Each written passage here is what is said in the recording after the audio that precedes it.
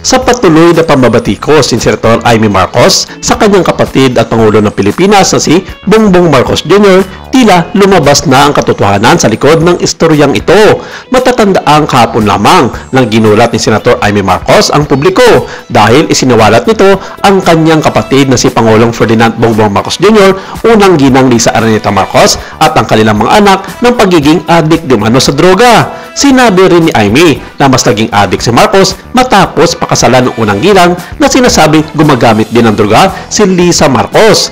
Inakusahan din niya ang mga anak ng Pangulo, kabilang si Ilocos Norte, 1st District Representative Sandro Marcos, ng paggamit ng iligal na droga. Sinabi ni Amy na hinihiling din ng First Family sa kanyang mga anak at iba pang mga kamag-anak na gumamit ng mga ipinagbabawal na gamot. Sinabi ni Amy sa rally ng Iglesia ni Cristo kung saan humigit kumulang kalating milyon ang dumalo sa Manila noong Lunes ng gabi, November 17. Saad niya, ever since Bongbong and I were kids, the family already knew about him.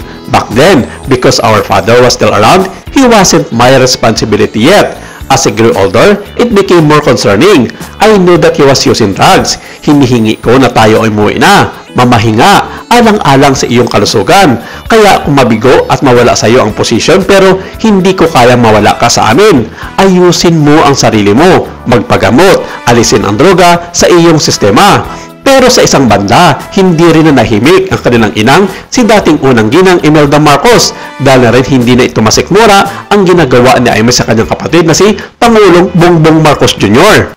Ayon sa kanyang PR head na si Divina Marquez na pinaabot ng unang ginang ang kanyang pagdismaya kay Amy, sinabi nito na sa totoo lang, bago pa man niya lisanin ang mundong ibabaw dahil sa kanyang sitwasyon, ngayon oras na raw na sabihin nito at malaman ng taong bayan ang katotohanan tungkol sa pagkatao ni Amy Marcos. Sinabi raw ng unang ginang na masakit man malaman ng katotohanan ay si Amy mismo ay hindi tunay na anak ng kanyang yumaong asawa at dating presidente na si Ferdinand Marcos Sr.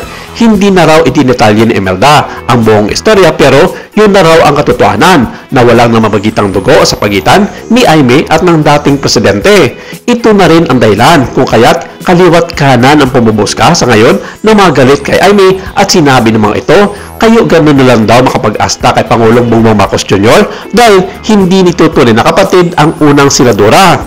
Sa attitude na ipinapakita ni Amy laban kay BBM, parang kapanipaniwala ng malayong loob ng turingan ng magkapatid. At ang chismis pa ng iba na itong si Amy ay hindi tunay na anak ni Ferdinand Marcos Sr.